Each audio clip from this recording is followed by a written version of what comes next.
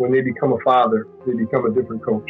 They start recognizing the fact that those are somebody else's kids I'm coaching. Like I'm still competitive as all get out. I hate losing more than I like winning. But it's someone's child that you're coaching, so do it with respect. Yeah. I haven't had one kid try to fail intentionally. Not one. You know, in 32 years of coaching, I've never had a kid say, watch me screw this up and fire up, coach. You know, it's never happened. Right. Welcome to this week's episode of Inside the Headset presented by Coach Com. This week, we're joined by Jerry Olszewski, the head coach at Augustana University. In this conversation, Coach Olszewski shares his consistent drive to seek out learning opportunities, how he developed his leadership style, and how he uses his platform to develop his athletes into better people. But first, a word from Coach Com. Deuce left, check with me. If they're in quarters match, we're going to Pittsburgh or Ohio. They're in zero. Let's go Hippo, Seattle, wide choice. If we call the protection right, it's 6. When a play call is the difference between winning and losing, your headset choice could be your most important decision. When the call counts, CoachCom is the only choice for clear, dependable communication. Visit CoachCom.com for more info. We got it, guys. Good job. Follow Inside the Headset on your favorite podcast platform and subscribe to our YouTube channel for exclusive content. If you enjoyed this episode, please give it a like and leave a review. It really helps others discover the show. We drop new episodes every week, so hit that follow button and never miss a moment. Now, let's get inside the headset with Coach Olszewski. Coach, how we doing?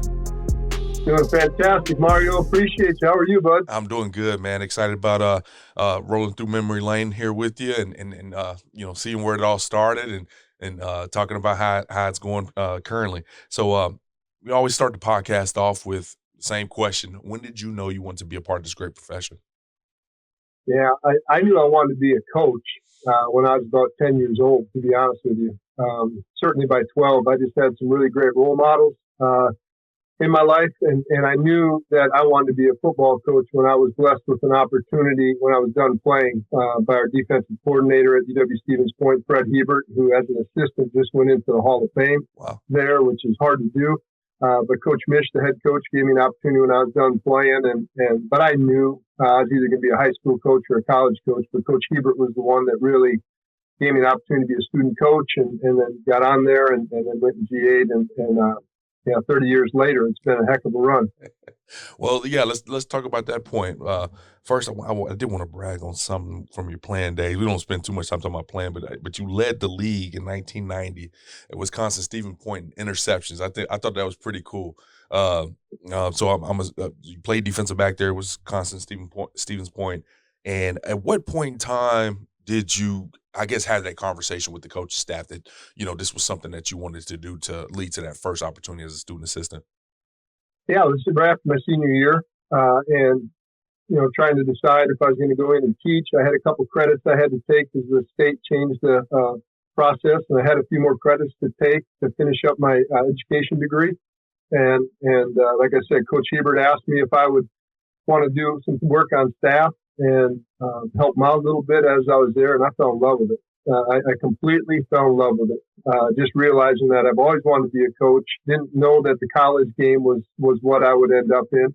But that was the moment where I sat there and under really good tutelage realized that I think I could be pretty good at this, pouring into kids' lives, getting the best out of them, and providing opportunities for them and find out what their path was going to be, whether that would be in any profession. But that's when I kind of had that epiphany moment that, I want to do college. This is where I can have a real huge impact for the rest of your life. Now oftentimes, as a player, even one like yourself that's, obviously performing on the field well, you don't really realize what's going on behind the scenes in the coaches' offices, that they're up there till, 10, 11, 12 at night sometimes and coming in at the crack of dawn. As you started to figure that part of it out, that does run some guys away, especially early in your career. You kind of look and say, hey, maybe this high school thing might be a little bit better. What was your kind of initial reaction just to the amount of work, the amount of detail that goes into being a ball coach early on? Well, thankfully for me, my parents were blue-collar people, so hard work was nothing. That's how we grew up. I was the last of 6 kids, and my parents were both raised on farms, and when they moved to the city, we'd go back and help on weekends. So hard work wasn't a thing for me. I love learning. I love the X's and O's. I love sitting there and saying, oh, this is why we did what we did. Yeah. And then learning on the other side of the ball. But what really challenged me, and I think a lot of young coaches, is that first time you start the recruiting process and the hours that you pour in that you didn't know your coaches did. You know, I would be on the phone from 6 p.m. till 11 p.m., depending on if we could get a mountain time call in or whatever. That's the part where I really went, woof, this is a commitment now. In order to get the best kids, I'm going to have to pour a lot of my life into this. Thankfully, I was single, didn't have anything but ball. So that worked for me. But for some young men, that's the determining factor of can you do this or not? Because it's a 12-month job now. It's not, just what people see on Saturdays. Yeah. That's the biggest difference I find. That's a great point. I ask this question kind of often, and I guess that's the reality is at least as a football player, and the season's kind of over. You're in off season, or you're chilling on campus a little bit more. But you're right, it is a full year job, and that's the big eye opening part for myself as well as I think about it. The recruiting, getting on the road if you're fortunate enough to be able to as a young coach as well. Now, one of the things that anytime I get a guy that played and then immediately student assistant or GA'd, just trying to create that line delineation, because not more often than not, but it's a good chance that if your first opportunity might be at your alma mater. And I personally have a very good friend of mine. He struggled with being a young coach and still want to be cool with the players and just that level of professionalism. And then it's even harder when all of a sudden these are the guys you were just hanging out in the locker room with a few months ago. So how did you kind of create that separation as a young coach in a profession? Well, I think my coaches helped me with it. The other thing is, when you're a little bit more mature, and I had an extra year, so that helped me. I was already to the phase where I knew I was moving on in life, and if I was going to do this, I had to do it to the best of my ability. I think for me personally, like I'm in the process right now of hiring one of my former players as a GA, and we just had this conversation. Wow. We just had this conversation about you need to separate now. That relationship doesn't change, but it changes. Right. You're still going to be friends, but you're going to have to understand that there's a line now that you're going to be coach. You're not, hey, bro. And I was blessed that I was ready for that, in my opinion. I'd always been a captain, always been a leader, those type of things. And, and I think those are the ones that handle it the best because they've already been put in that uncomfortable zone, if you will, to make right decisions based not on relationships, but on decision making. So I was pretty fortunate that way. Was there a challenge to it? Yeah. You know what? My guys are, hey, let's go out tonight. And I'm like, I can't, I can't do that. So life changed fast. And I think for the better. But that's a struggle for some guys, and you got to know going into it, are you prepared for that? And especially if it's on your home turf and the same places and everything, I think that's a very valuable point that you're making and one that needs to be vetted when you're in a conversation and be truthful with them. Like, this is what I'm going to ask of you, and this is what you need to do in order to do it here. Absolutely. Now, over that 2-year span of been able to student assistant GA there, what was your biggest piece of growth as a coach as you kind of take on the profession after this point? Yeah, I was a sponge. I mean, I literally was living at the office. I couldn't get enough of it, and just the growth that I had understanding the game, the holistic part of the game, not just defensive back play, but how the front seven works. How does the backside tie into the front seven? How do you develop a plan? How are you going to take away an air raid team versus a triple option team? I was just so intrigued by it, by the X's and O's that went behind it. And that's where I grew exponentially. And I went in clinics as many places as I could. I got in cars and went and met with as many people as I could to get different perspectives. And I was told very young, and it was good advice, that if I could take away one thought process from every opportunity that I went and met with, then you're ahead of the game. Yeah. Sometimes there was a full portfolio. I remember going in clinic with the University of Wisconsin staff, and Coach Cosgrove was so welcoming, and with Coach Alvarez and the staff. And we sat there for 2 days and grounded out. And lo and behold, I'd become a D coordinator in my young life, and all those things played true at that moment of this little nugget, this little nugget, this little nugget. And then you got to make it your own, right? You can get a lot of great advice from a lot of different people, but you can't be a chameleon You got to make it your own. And that was in my younger years where I struggled a little bit, thinking you could do all of it. Yeah. And the reality is you got to find what works for you and then teach that and coach that and expect that. And then be ready to change when change is needed. Sometimes I don't have that player. Well, right. The scheme's going to change a little bit. And then I was blessed when I became a GA at Mankato. I went on the offensive side, and that whole process started again. And I loved it. I mean, I'm so blessed and thankful that I had those opportunities.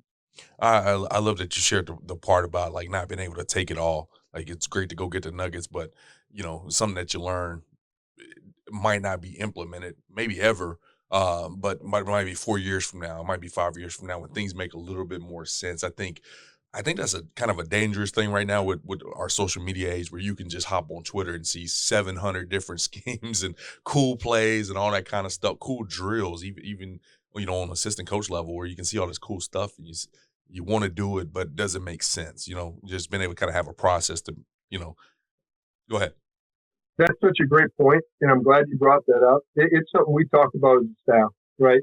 First of all, about when I became my first time as a head coach at St. Olaf, I realized through a hard lesson, less is more. Yeah, absolutely. What are we going to be great at? Right. And then most teams are going to try to take that away from you. Then, what needs to be our minor? This is our major. What's our minor? It better have the answers built into it. If it doesn't, then you're not giving your kids a chance to be successful. And then what you hit on drills, I'm very poignant on this with our staff. Take the drill to the skill. Yeah. If I could see some sexy drill, and there's some great ones out there, right? First thing I asked our staff is, how does that relate to how we do what we do? Right. Where does that apply to our offense or our defense? In what play, in what scheme, in what design is that necessary? Well, it really doesn't. Well, then why are we doing it? Absolutely.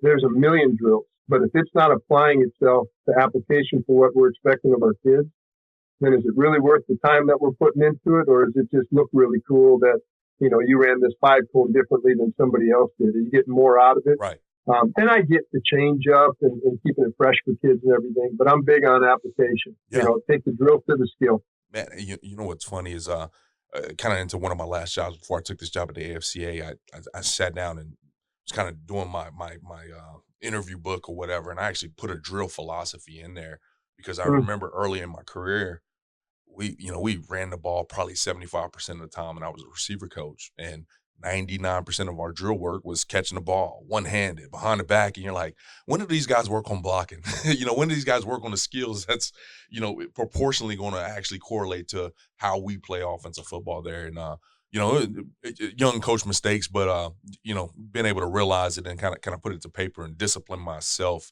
as I planned out the week, that ended up being huge for me. So that's some great dialogue there. But let's kind of get back on your track here. So obviously get the opportunity to play at Wisconsin-Stevens Point, coach there, GA there, and then, they always say the first job is kind of that hardest one to get. Obviously being able to do it at your alma mater is advantageous, but now when you start having to reach out to some different networks, that's when it maybe becomes a little bit more difficult. How'd your next opportunity there in Minnesota State, how did that arise, and, how did you go about getting it? Yeah, actually, like any other, I was almost a GA at USC. And there was a coaching change that happened in the midst of that. And I felt pretty good about the conversations that were had. And it's totally different now. Communication is totally different now than when that was. So I thought I was heading to the West Coast, and within 24 hours, there was a coaching change. And then they brought in their GA that was with them somewhere. And I'm like, I did it. So that changed. And it was by luck, actually, by my teammate and dear friend, Bob Bosted, who's now the O-line coach at the University of Indiana. Bob was going to be a GA at Mankato, interviewed for it, and then got a GA with the Gophers and called me. He's like, hey, that spot's open, I think. Give Coach Runkle a call. And Dan Runkle, my mentor, I went in, interviewed. I had packed the back of a car with as much stuff as I could take with me. Pretty confident that I was going to get an opportunity, and I didn't want to drive back to Wisconsin. Changed in a gas station bathroom for my interview, and went in. And after the interview was done, Coach Runk said, "You got the job?" And I said, "Well, Coach, that's great. When do you want me to start?" And he said, "The meetings are down the hallway." And I had my first meeting right there. So thankfully, I brought enough stuff with me in the trunk confidently. And I had enough underwear packed and T-shirt changes and stuff and church clothes. So I was in a good place. But it was like anything else. Sometimes it's by luck. I'm not a big believer in luck. I think it was opportunity and timing. And was very blessed and fortunate to start my career there and met my wife there. And my father-in-law was a major mentor in my life as a Christian coach. And it changed my life. That time in Mankato changed my life, and it will always be dear to me. And what were your roles there? Was this an O-line position that you actually took? No, I went there and I got the running backs job. You got the running backs job. I hadn't played running back since my freshman year in high school. So, I went and interviewed and we talked about offense. And mind you, I was just coaching the secondary at Stevens Point. So when I went in, that was, Chris Mussman was the offensive line coach there. And Coach Muss did a great job schooling me up. And there were some long nights and taught me what I needed to know, was a great teacher. And then helped develop me in those first years as I was there. But I coached running backs, and then through my time there over the years, I had various spots. Went back on the defensive side. I coached quarterbacks. Had O-line for a little bit of spring, 2 weeks when we didn't have an O-line coach. Did receivers a little bit. So I've been very blessed. And here's one thing I would say to young coaches, and I'm in the interview process with some guys right now. Don't think that you should master just in the position that you play. There's so much growth when you understand the game holistically, and you have to coach a different position. You develop more. In my journey that you'll probably talk about later, I went to Cal Lutheran thinking I was going to be a linebackers coach, and I ended up coaching the D-line because it wasn't a very good group. And I went in clinic, everywhere I could for 2 weeks. And my wife was my practice in our room as newlyweds, and I'm doing a cross arm with her, and she goes, "Well, let me try that." First time she did it, she popped and bloodied my nose. I'm like, that's when I knew I had the right woman. Now we're talking. But those gifts of sometimes inconvenience turn out to be some of the greatest blessings. Because now as a head coach, I've coached every position in this game. Right. And when I interview people, I feel confidence asking questions about, are you snowballing me, or do you really know what you're speaking to? And I'm not an expert in any of them. But, I got it down pretty good over the years, and I think that it was a blessing. First at the time, but absolutely a blessing for my career. Yeah, absolutely. I mean, I think it's easy, not saying that you were, even I were, because I was in a similar situation for my first job at the collegiate level was receiver. I played running back, and I was a little intimidated by it because I just felt like I knew ball, but I didn't know technique and good drills and all this kind of stuff. But that challenge early on, really opened up my brain to just want to absorb that stuff and want more of it. And that was going to be a huge kind of topic of our conversation as you coach. Dang near everything by the time you're, and coordinated on all three sides of the ball, three phases as well. So just having that exposure, not that you're looking for a job or anything like that, but if you ever are, man, just really opens up so many doors because now I can get a D-line job or a receiver's job or a corner's job and all that good stuff. Now, I do have to ask, in your first time, taking a job that's not defensive back, like you said, you hadn't played running back since your freshman year. I'm sure the Rolodex of drills and, all the stuff that comes with it probably wasn't huge. What did you do personally, kind of outside of the facility? I know you said the O-line coach helped you tremendously, but, outside of that rant, where were you going to kind of make sure that you were going to be the best running back coach that you could be? Yeah, well, it started in our own playbook. I had to know what was being asked of me because, again, it didn't make, just similar to your point earlier, it wouldn't make a whole lot of sense as we were a zone, inside zone, outside zone counter team for me to go in clinic with a wishbone team, or an empty, air raid team at that time. So, or run and shoot back then, actually. But when you sit and look at that, what I found, and I still profess to this day, coaching is teaching. If you can teach, you can coach. And as long as you have the aptitude to learn and the desire and passion to do it, I'll take a good teacher over a expert in a position because they understand, more importantly, not only what they're supposed to do, but they appreciate what that other position is doing so they can do what they do. That's right. For a receiver to understand and value what an offensive lineman has to do for them to get the opportunity is very valuable. And I try to do that over the course of my career. And again, because I've been blessed to coach every spot, I'll stop in the meetings and I'll tell them that you realize you're getting all the glory on this, but that was a 4.5 second pass. Mm-hmm. That takes some protection. This old tackle, man, went beast mode for, 3 clicks on a speed edge rush. In order for you to have that, you make sure you go dab him when you get back. And I think that appreciation, and again, just being a student, but also if you can teach, you can coach. And if you have a passion for it, buy-in is the best thing. I spoke about it all over this country. Get buy-in from the players. And that's what I was doing that first summer, was get the playbook down, understand everything about it. Go and clinic at the University of Minnesota. Go clinic again at the University of Wisconsin. Go at North Dakota State. I went to some various places to try to get drill work, but more importantly, how you teach and what you teach it and why. I want to get to the standpoint of the double team, and then I'm going to force that back to make a decision, and I got to be patient too and fast through. Those are buzzwords in me that, like, man, I can use that, and I still use it to this day. But I think if you're a good student and a good teacher and you have passion to do it, you'll get buy-in from your players. And then the other thing was I was only 3 years separated in age from these guys. Right. So there's that. You got to build yourself up a little bit. That how are they going to trust a young guy, to know what they want them to know? Well, it's how you present yourself daily. Present yourself as a professional. I know more football than they do. Walk around that way. Don't be cocky or anything else. Be consistent, but let them know that I work really hard at what I do, and I got this. Trust me. And then that buy-in turned into 2 all-conference running backs, and I was really proud of that. Well, let me ask you this. I love staying chronological through the story as much as possible, but how have you found as a head coach just having – am I right in saying that you coached every position? Quarterbacks, maybe not. Oh, okay. So you coach every position.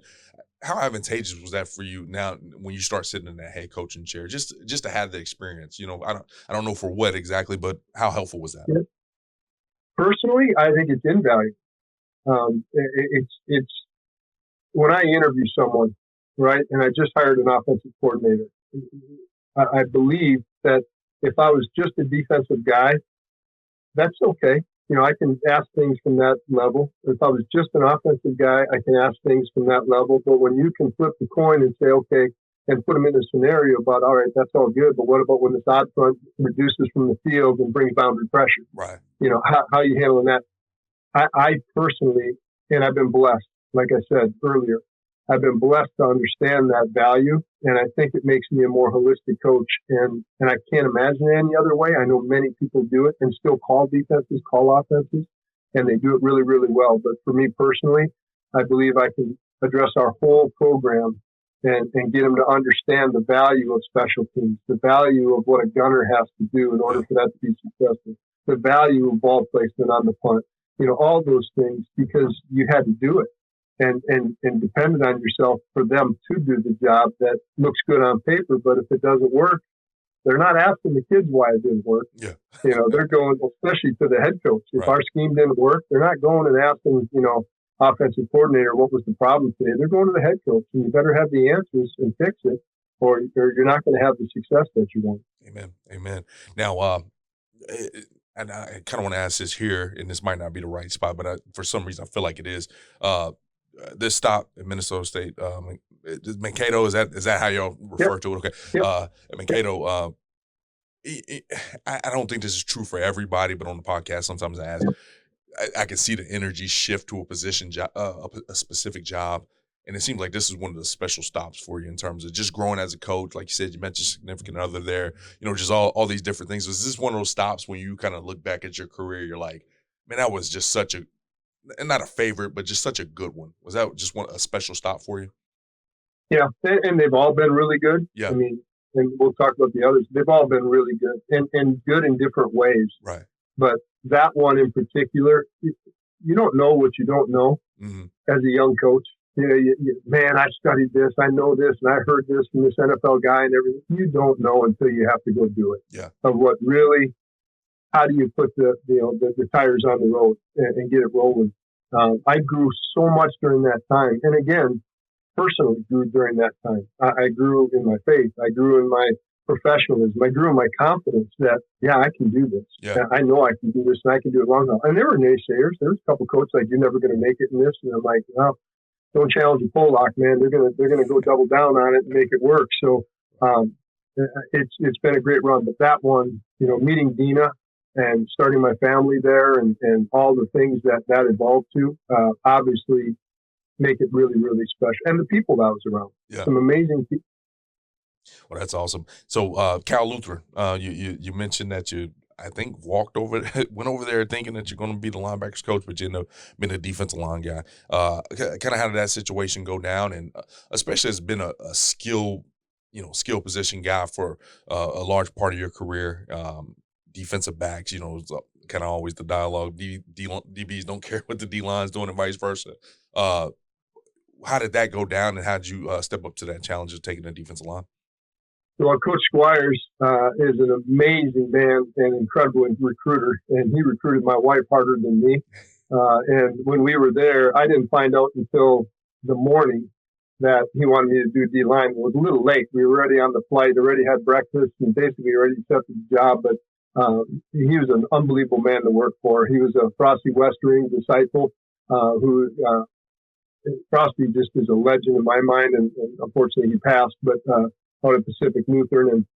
And it was a time in my life where he said, "This is what I want you to do." And I did the same thing. Went down and clinic with the Raiders and clinic with the Rams, and went to the University of Washington, and went down to San Diego, and just, met with as many people as I could to get down some drills, techniques, and then you just go make it work. And a dear friend of mine, Ben, was the O-line coach, and we're still friends to this day. He was the head coach of Cal recently, but Ben McEnroe and I used to just talk about, how do we do this? And ironically, how the world works, our two student assistants were Tom Herman and Dave Aranda. You talk about two brilliant minds as student assistants in the same room with us while we're all figuring this out. Yeah. And those guys were sponges, and some of the smartest guys in the room, as it turned out, great careers, and so proud of both of them. But at that time, we were all figuring it out. And so it was a lot of late nights and, honey, I'll see you on Monday type of deal, filling up the weekend with stuff. That's just what you had to do to be successful. And we won the SCIAC conference for the first time in a long time, and there was great joy in that. Absolutely. Now, where exactly is Cal Lutheran located? Thousand Oaks, California, just north of LA. And so you kind of look at where you've been located, right, in your career, where you played and all that kind of stuff. This is first big move for you as well. That's something that obviously you talk about. You talk to coaches in a profession. I mean, we're nomad creatures, right? We're just all over the place. What was it like for you to kind of, pick up and have to U-Haul it over and, kind of be in a different time zone, different location, different world, just in regards to, it sounds like I'm making an assumption here. Your wife came from a coaching family, so she was familiar with this. So maybe not as much dialogue with the wife because she kind of knows how it goes, but obviously that's a kind of a big transition. Yeah, Dina's dad was a Hall of Fame baseball coach at Mankato, actually. He was there for 34 years. He's in the National Hall of Fame, the College Hall of Fame. He's in every Hall of Fame that's been created. He's an amazing man. But now it's a football wife, not a baseball. Baseball is a different game than football. They go out and they practice, roll them out, let them play. Football, there's so much film, and she was getting used to that. But long story short of it, we moved out to California 3 days after we got married. And to tell you that my wife didn't talk to me until we hit Nebraska in the U-Haul was how we started this thing off. And as we do, it's the best thing we did for our marriage. We had to learn and grow together, and we loved it. We absolutely loved it. But we knew if we were going to start a family, which we wanted to do right away, we wanted to get back to the Midwest where our family was. Mm-hmm. I literally thought for a while this 85 and sunny stuff fits me pretty good. I could stay West Coast for a minute now. Right. But the way it turned out, I got an opportunity to come back home, and we took advantage of that moment to start our family. Yeah. Well, anytime somebody kind of interjects the family part, because that's probably the biggest component of this whole deal. And it's easy to get on a football podcast and just talk the ball and the movements. But, all of a sudden now it's not about the, next best job. I'm not saying you were job hunting or anything like that, but in the back of your head, the job has to fit. I got to be moving back to the Midwestern. When all of a sudden you start throwing those dynamics, into your career trajectory, I think having strong dialogue and strong support and being supportive is huge. So I appreciate you sharing that. Now, so Cal, you guys go and have a heck of a season, win a conference, and then in '98, the next year, like you mentioned, you do get the opportunity to come back to the Green Bay Bombers, which is it's a IFL indoor football league. What was it like, and what was the thought process in taking a job outside of your typical NCAA kind of structure? Yep. So I moved back home to take an athletic director job and assistant principal job at Little Street High School. And the district policy was you couldn't coach if you're an administrator in the district. So got an opportunity. Bud Keys, former Packers quarterback, Badger quarterback, was the offensive coordinator for what is now the Green Bay Blizzard. Called me up one day and we went and had a beverage and got some napkins, and I started talking about some of the things that we did at Mankato and that we got from Florida State when Charlie Ward was there. And next thing I know, we're on the 8th napkin, and he says, "Hey, would you be my offensive coordinator?" I had never seen an Arena League game. I had no idea. Yeah. Right. And so he ended up watch Canada, watch some Canadian ball. You seen that? I'm like, yeah, I see that. He goes, it's Canada with less guys, smaller space. I'm like, well, that's a real hint. But it's true. It is what it is. So that's how I filled my coaching love for that year, was doing that. I had some really special guys, a lot of D3 guys, and we went and won that league when we played. And that was a special experience with some really cool guys that still get together to this day. I haven't made it back for any of their reunions, but it's a really cool group of guys that we did it. But I knew that wasn't, the end all for me, and I missed college coaching, and I had a great staff, and at Little Chute High School was a wonderful experience with great people, but I knew I had to get back in the game. Now, just from a strictly X and O perspective, obviously, I'm semi-familiar with the IFL, the rules, and kind of how it was played, and very familiar with CFL. Obviously, there's some stark differences, but was there anything that, just from that 1 year that you were able to take away, and kind of continuing your journey in the profession, even now as a head coach, was there just anything that you were able to take away from that? Yeah, personnel. It was big personnel growth for me. You got a bunch of guys that are making $250 to $500 a game, that have real jobs, and some of them didn't, and they think that they're still going to get to the next level and all that stuff. But it was the personnel conversations that I learned during that time of how to really truly handle it. That a young man that wanted to do it, but he wasn't the guy that was your number one. And again, if he was, then you got an opportunity to go get a kid from, Louisiana State. And it's like, wow, we got to go on this guy, and to how to handle those personnel discussions to an adult, the guys that are already done with their college career, was something that I took away. And to this day during recruiting still use, just be honest, be straightforward and be honest. There's a lot of places to play football, and whether Augustana is a great fit for a young man in our eyes or in their eyes, there needs to be the match that it's going to work. And being honest is the best way to go through that process. And I still use that to this day. I think transparency is a key in recruiting. And in my opinion, not enough of us do it effectively because these kids, that's a big decision for them. And when you say one thing and then they get there and it's not that, I think that you lose your credibility, and you certainly lose their trust in the process. It's hard enough for them to elevate in the depth chart. If you're honest with it, I think that motivation is there, and then the honesty of saying you're a 3.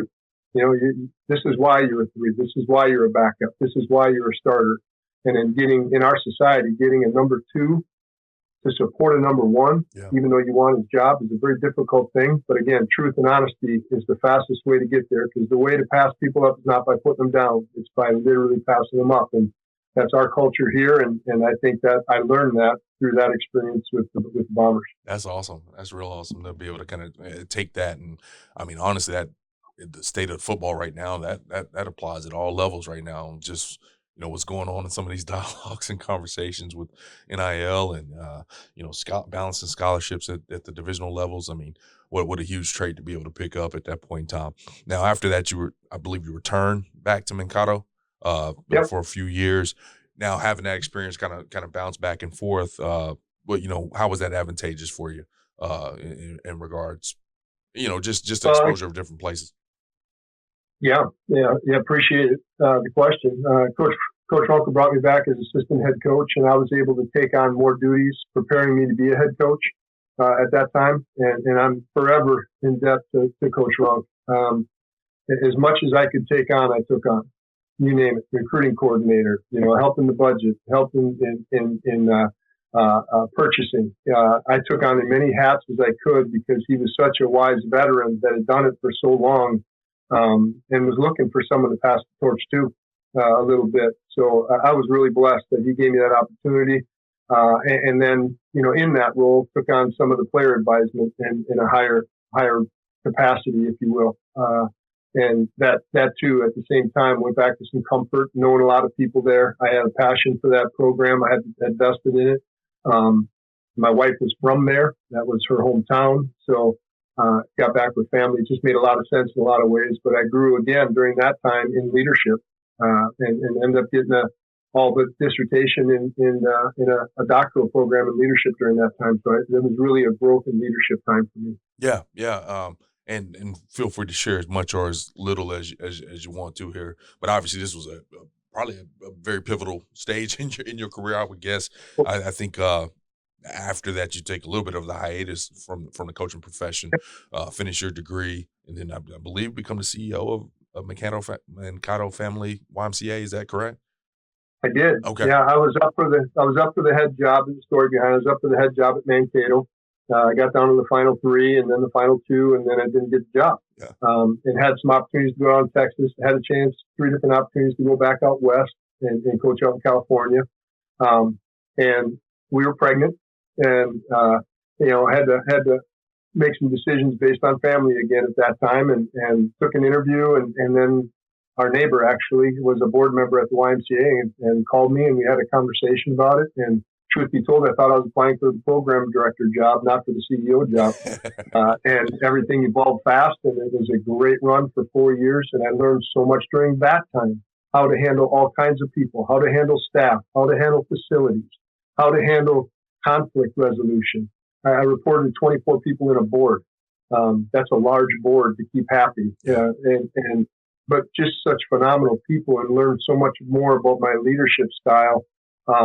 Applying some of the things I've learned, both in real life and in the books, but really being a father, being a husband, having the balance to still be successful. Took over a Y that was financially in trouble, and we flipped that to a position where we really made it a even stronger YMCA than it was previously. But at the end of it, I didn't want to go to Dallas and take on more. I didn't want to go to Minneapolis and take on more Ys of jobs that I was offered and presented. My wife knew I wanted to get back into coaching. Now, you knew that was true because on Saturdays, I was cutting our lawn 3 times, man. It looked like Wrigley Field. Listen to ball games on the radio and listen to stuff. I just missed. I missed being around the game and developing young men. But again, it's just a pivotal part in my career in leadership, and learned how to meet with a lot of different people, powerful people, community members, needs in the community, passion people, a servant heart people. It was great for my development. Yeah, it's interesting when you start talking about service, how much correlation kind of comes into the the game, and into the coaching profession. Now, servant leader, man, servant leader. Absolutely, that's where it starts. I love that we're talking about this. I don't think I've ever really talked about it on a podcast, but obviously I was in the profession for a while. My wife got pregnant. I went from making some pretty good money to making about half. Our staff had got fired. I took a job at a, lower paying FCS program. And Todd Berry, who was the executive director here at the AFCA at the time, obviously gives me an opportunity to come to the AFCA. It was probably one of the toughest decisions I've ever made in my life to, take that whistle off and step away from the game.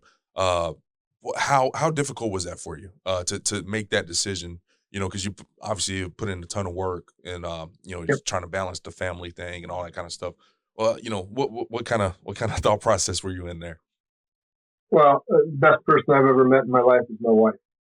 So, and we're yoked. We talk about things. She allowed me to take a $50,000 pay cut to take a coaching job. That's a strong woman. Yep. And she understood the passion I had for service, and she had that same heart for our players and our kids. So it starts there. But I've always been grounded by my parents and my upbringing and people I've been around. I have 3 priorities in my life: faith, family, and football.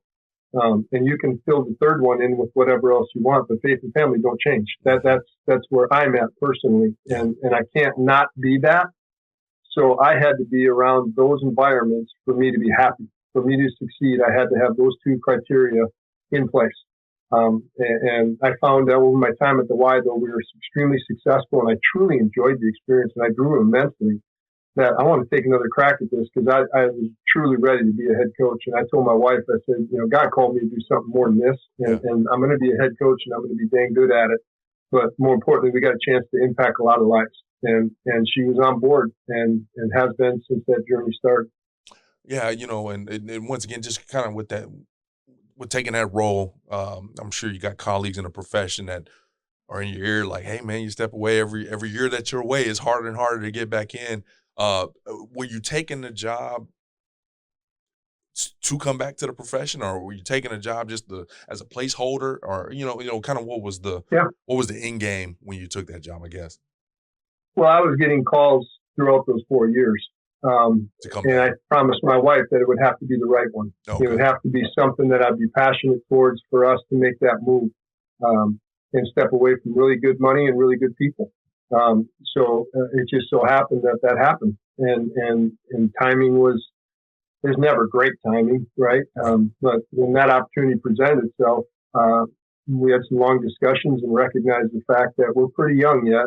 And if I'm going to get back in this thing and go do it like I want to do it, we're going to have to pour in, which meant family balance with young kids and doing all that. But Dina's just a champ. I mean, she is an absolute stud and has raised our kids along with me. I'm not a bad dad or anything by any stretch, but I give all the credit to my wife. Any coach that thinks I will say this, and people can disagree. Every coach I've been around, when they become a father, they become a different coach. They start recognizing the fact that those are somebody else's kids I'm coaching. Like I'm still competitive as all get out. I hate losing more than I like winning. But it's someone's child that you're coaching, so do it with respect. Yeah.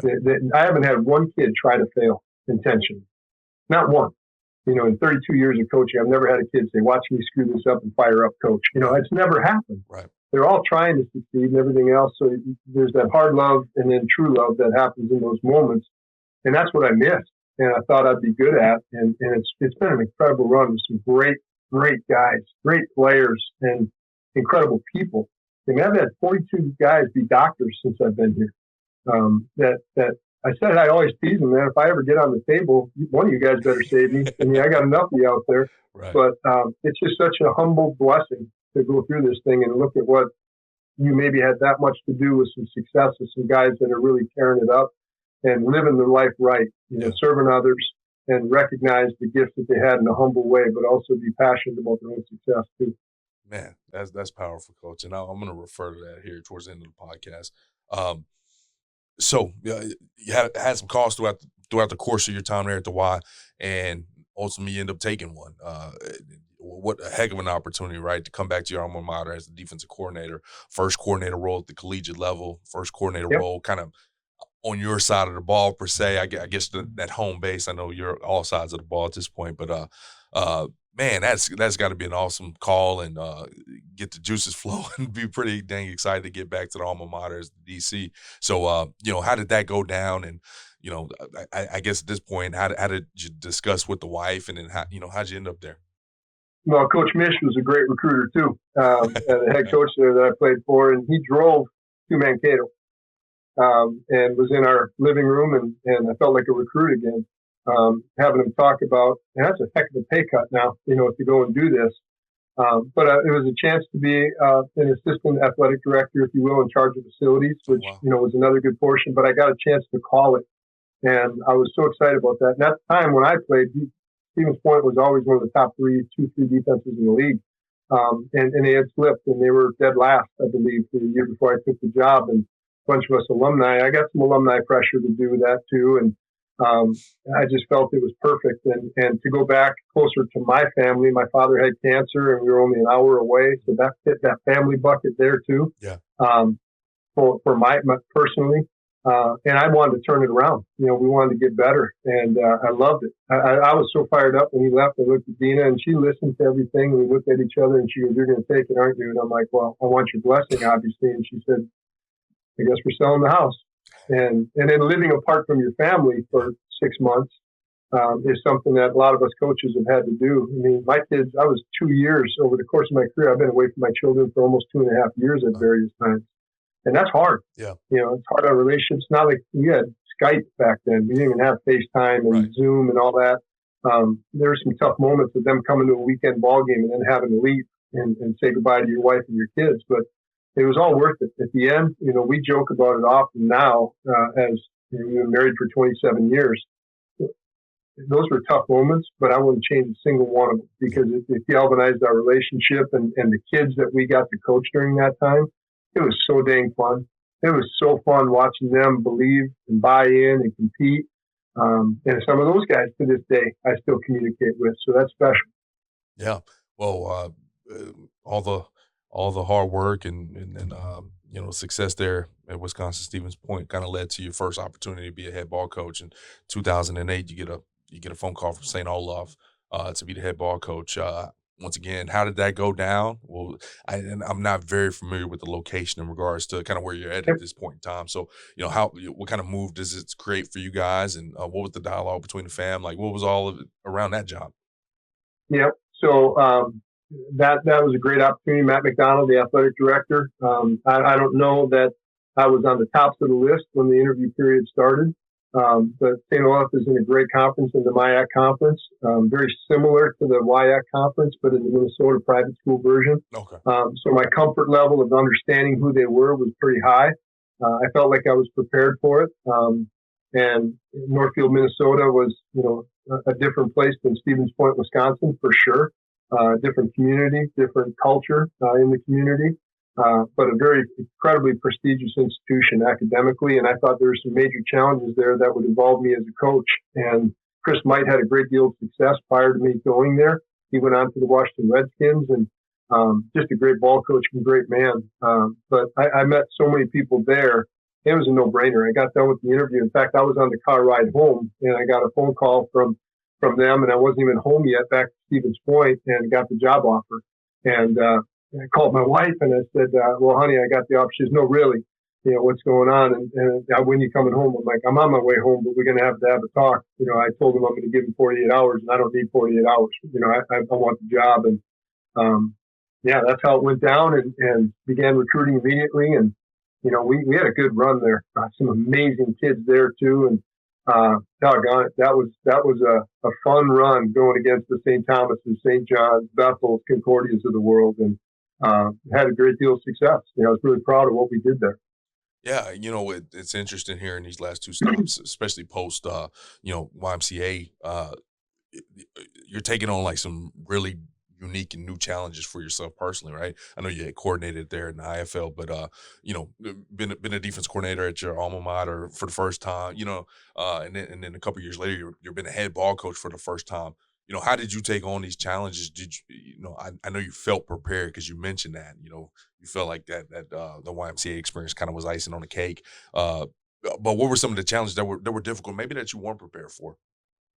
Yeah, well, staffing, one. I had only 2 full-time staff members when I took the Olaf job, and both were defensive guys. So I knew that I didn't have to move to the offensive side and coordinate, and then get some part-time guys to come and help. And so I learned a lot about fundraising during that time, and going to raise some money. But I was gone a lot of nights. So again, lived apart from my family for 6 months in that time, going out raising money, building relationships with an amazing alumni group. They're still some of the best people I've ever met. Those guys were so passionate about turning it around and getting it going again. And it was just exciting.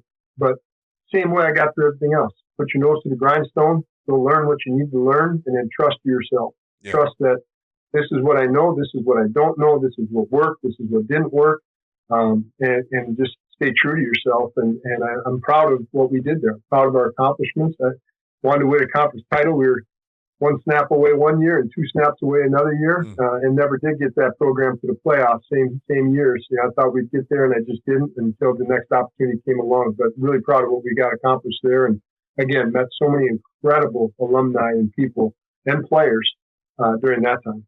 Yeah, 32-18 record across 5 seasons. For just kind of a phenomenal stop. You mentioned there that you kind of got to the grind of the whole deal to make sure that you can meet that success. Obviously when you're sitting in that head seat, but the head coaching seat, it's like that the time, the amount of time that you have to go and find answers and all that kind of stuff. Maybe you feel rushed. I don't know. Who did you lean on in that time? Like who were you picking up and asking questions to find answers out that you didn't know? Yeah, well, several people. One, my father-in-law, because how to run a program. Mm-hmm. In my opinion, bigger than just X's and O's, how to run a program. Right. And at a faith institution, how I could do that being me and yet still be, here's what we do and how we do it and why we do it and go get it done. Another one, Tom Porter was a longtime football coach there. In fact, the facility I worked in was his name on the facility. Gave me so much history about the institution and about where the pride was and how to do that. He was a dear friend. Unfortunately, passed the year after I left. But Teeps he's an icon, and he's one of the biggest influences in my life, to be honest with you, in the coaching profession. And he was well past his coaching prime after when I got there. But it was really great. And then just various calls in the profession, guys that I thought were good ball coaches, and asked them. And Steve Johnson, one of my competitors at Bethel, I just admired how they did their program. And we got our butts whooped first couple times we played them. And I'm proud to say the last 2 seasons I was there, we beat him. But he just did it the right way so well. It was him every day. And I'm like, someday we're going to be a program like that. And ironically, as it went, and John Gallardi, at St. John's, all-time winningest coach at the time, I didn't beat him until my last year there.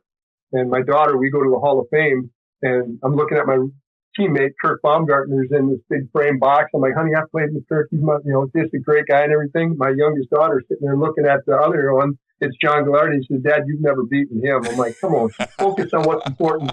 But, the humbling part of being a coach is when your kids dial you down. Yeah. But that's some of those people I leaned on, so many, just for advice. And Coach Cosgrove at Wisconsin, called him about, this is what I want to run and how I want to run it.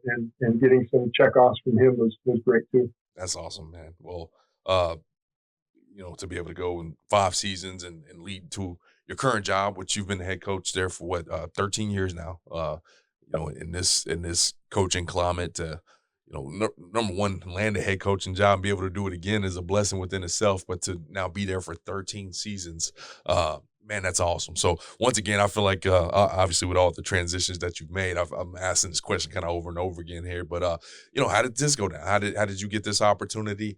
Once again, not very familiar with the location. How far is this from, kind of that hub spot there in Minnesota, the hub spot there in Wisconsin? How did this fit into, the family portion of this location-wise? Yep. Sioux Falls is where Augustana is, about 2.5 hours from Mankato. Okay. And about 4 hours from Northfield. So right around that 3.5, 4 hours. So I was in the NCC conference at Mankato, and Augustana was a member of that conference with North Dakota State, South Dakota State, Northern Colorado, University of South Dakota. There's some great teams. It was such a great conference when I was a young coach in it. And having been a non-scholarship coach, a Division III coach for those number of years, I wanted to get back into the scholarship game. I was constantly right there with the recruit, but they got money and they took the money. Right. So I'm like, man, I really would love an opportunity like that. And truth be told, my wife and I were laying in bed one night, and like, I'm not sure. I think we've done about as much as we can do at St. Olaf right now. We've won 3 years in a row. We got the culture right. We got great alumni support. And she said, I feel like God is calling us to maybe a different opportunity. And a dear friend of ours, Jeff Holm, who's assistant athletic director here at the time, calls us a day and a half later. Like that night, the next day goes by. A day and a half later calls, and the coach I was at, Augustana, was let go. And he said, would you have any interest in this job? I'm like, absolutely. Bill Gross, the athletic director, Rob Oliver, the president at the time, blew me away about the people. It was the people that made me say yes to this job. Everyone I met was so bought in to how to do it right, do it with excellence, and the wins will come, and don't worry about that. But they were so ingrained about the people. And I trusted the people that I said yes to. And same thing, I got in the car on the drive home, I got the call, and, before I got back to my wife, I already got the offer. And I'm like, Dina, no, you didn't. I'm like, yeah, I did. And we're joking a little bit on the phone, and it didn't take me long. Next morning, 9 o'clock, we prayed about it that night because we knew we had a lot of things established in Northfield. Family and the kids were, kind of ingrained. But we just decided that night, and we woke up in the morning, looked at each other and said, yep, God's calling us to something different. It's been a heck of a ride here. Started off a little rough with the seasons that we took on, and we weren't the team we wanted to be. And I would say, in the last 5-6 years, we're nationally ranked in the top 25, top 10, 4 or 5 playoff appearances, 3 out of 4 conference championships. It's getting to the point now where, we want to stay hungry, and we will. But I'm really proud of what we've built. And now when they know who you are and they know you're coming, you get everybody's best. Oh, yeah.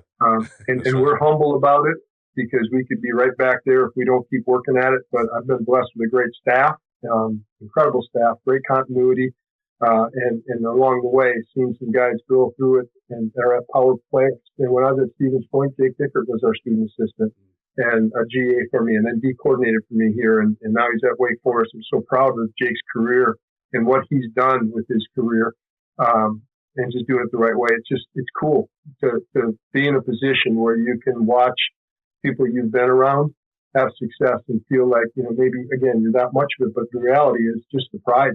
Yeah. And we've done it well here, and we do it right here, and we're going to continue to do that. Well, one of the things I probably didn't do a great job of is looking year by year, kind of how everything fared out. So you mentioned that first couple of years for you were rough, and obviously as a head ball coach, this was your first time kind of maybe experiencing, looking in the mirror at the end of the season, like, golly, I don't know about this. So what did you do to kind of get that thing heading in the right direction? And also, what was the history of that program kind of prior to? Was it, obviously the coach prior to you got let go. He didn't go take a better job. He got let go. So I'm assuming they weren't having much success. So, how did you approach getting that thing in the right place?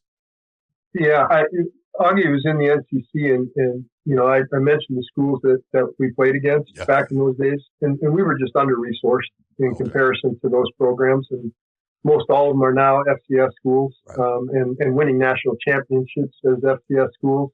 That was a different time, but the thing that impressed me when I was a young coach and we played Augustana, they had Mike Friedel was a D coordinator and still a guy that I hold up on a pedestal. He passed away, unfortunately, but they played so hard. They played so hard against everybody, and I admired the crap out of it. I'd put on film at Mankato. I'd watch them play NDSU, and I'd be like, man, yeah, the scheme is okay. We don't do that, but look how hard these kids play. And it's a faith institution again, and that fit who I am. But the reality was, I knew the people were right.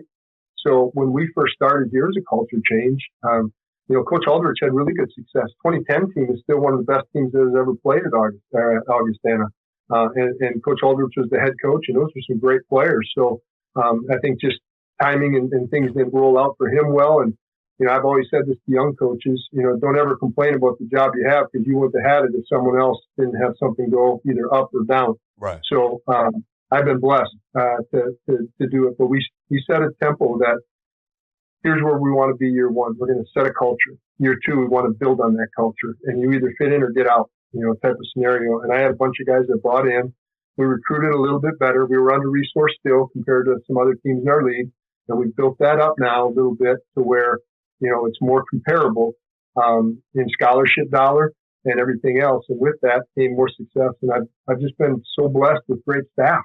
I've had really, really great coaches coach for me and with me, and just work your tail off in recruiting to bring the right fit, and then put them in a position to be successful and expect success then. And that was, I think, the biggest thing, because we hadn't had the durational success, is get our kids to understand Mankato ran this league for a decade. I mean, they were really a premier power football team in the nation, and still are an incredibly talented football team. To get over that hurdle, Duluth had won national championships. Mankato had been in national championships. So you're playing against really great people every week, and they get scholarships too. So against really good ball coaches. So I think what happened here was there was a belief system, there was a culture, there was a standard set, and then it's recruit into that and have those expectations on an annual basis, which, here we talk about be the rock, man. Everybody's responsible to hold each other accountable to the standard that we set. Period.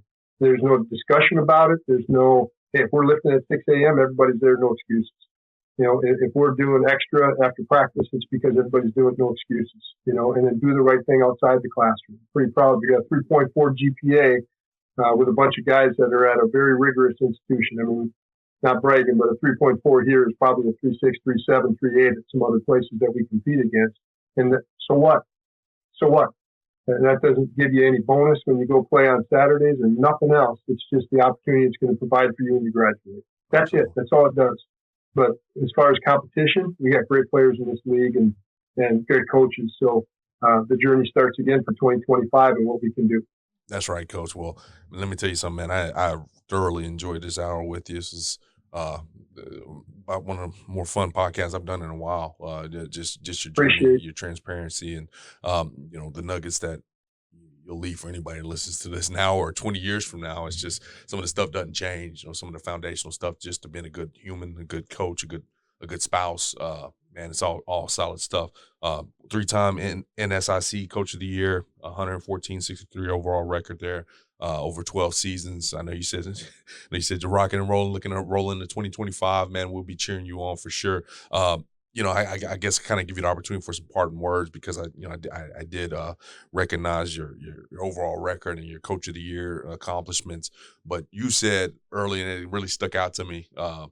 Because not too many people say that. I know we all love the success of our players outside of football, outside of going to the league or getting drafted, those types of things. But you just talked about how many doctors, how many people are out there just being great people that you had the opportunity to kind of impact and maybe set the foundation of how they're living their life. Why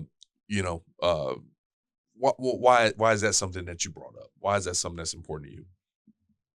The platform we're given. It's the opportunity of the platform that we have. And you take our world right now, man, there's some stuff going down, right? And we're getting through it. But I've always said this, if our world was a locker room, we wouldn't have all these problems. Amen. You figure it out. You respect the man for where his boots are, for who he is, for where he came from, for what he does, knowing it's different than what I have, but respect it. Because at the end of the day, we're all going to do the same thing. Respect an opponent. I can't stand when a coach talks down to, we're in a film session and a young coach will say, that's garbage what they do, whatever. I said, they wouldn't be doing it if they thought it was garbage. We got to defend it. We got to be able to do it. So, don't disrespect anybody. Be humble but hungry in the process. And over the long haul, I would say I want my players to have that. I want them to be phenomenal players. We've had more All-Americans in the last 10 years than we've had in 101 years previous, right? So, yeah, I'm proud of that. That's great. But 99.9% of these guys are going to go be professionals in something other than football. So let's be great at that too, whatever it is. And, be a great husband, be a great father, be a great servant in your workplace. Make your community better because you're in it. And mean that. And I mean that. It's like, but they got to be taught that. They got to be showed that. It's got to be fostered in them. We had 1,400 volunteer hours last year in our football team. And for the purpose of it, was like, guys, realize someday you're going to be a dad and you wish somebody was volunteering to help your kid. Someday you're going to be an older person, and you're going to want somebody to volunteer to help you or your friend. So serve now while you can, knowing that it's going to pay itself forward if we do this right. It's just the way it should be. And in coaching, I am so proud of the success of my coaches that not only are here, but have moved on and gone to different things. I'm so stinking proud of them. I'm like, go, man. I want them to win every game they play, except when they play each other, then I have issues. But that's the neat part of this profession is the platform we have and the true servant leadership we should have for it. And we take pride in the bucket and chuck it and just say, did we have a good plan? Did we execute our plan to the best of our ability? And then the win or loss takes care of itself. If you lost, figure it out, correct it, get it right. I tell my players all the time, there's 4 parts of mistake. Number 1, recognize it. A fool doesn't. Number 2, admit your part in it. Everybody has some. Number 3, learn from it. Number 4, don't repeat it. If we do those 4 things, it's not a mistake. You just learn. You got better. So we've been doing a lot of learning here over the years, but I think the time will tell that life for them after football they've learned a lot of lessons that are going to make them better in every aspect of their life. So I guess that's the platform we have, and we should all use it. Amen, Coach. Well, you keep fighting a good fight, man. We'll be cheering you on here. Definitely look forward to the opportunity to shake your hand there in Charlotte if you get the opportunity to make it in 26. And wishing you the best, Coach. Thank you so much for your hour, man. Appreciate you, Mario. Fight on. All right. CoachComm has been delivering tough headsets for tough teams for more than 31 years. It's why 97% of FBS teams and thousands of high schools across the country rely on CoachComm. Get the best for your team. Visit CoachComm.com for more info. Thanks for listening to this week's episode of Inside the Headset, presented by CoachComm. If you'd like to learn more about this week's episode, head over to AFCA.com. There, you can access every episode and find corresponding show notes. Remember, you can catch every episode of Inside the Headset presented by CoachComm on wherever you get your podcasts, including Spotify, Apple, and YouTube. While you're there, we'd love for you to take a moment to rate, review, and subscribe to the podcast. Your feedback helps us improve and grow. Keep up with the latest news by following us on social media. Connect with us at Inside the Headset, and remember to tag us when you share your favorite episodes. For more updates on all things AFCA, be sure to follow the @WeAreAFCA social media accounts. If you're not a part of the AFCA community yet, visit AFCA.com to join thousands of NFL, college, and high school coaches nationwide and across the globe. Elevate your coaching game with an AFCA membership. You'll gain exclusive access to the annual AFCA convention, magazine, digital library, and AFCA Insider email. Stay up to date with the latest stories and news on the AFCA website. More than just a convention, the AFCA offers continuous education, guidance, networking, and more. Celebrate the past and shape the future with the AFCA. It's about fostering exceptional coaches who create outstanding teams and even better individuals. Invest in your skills and make a lasting impact today by engaging with the AFCA. Your journey starts here.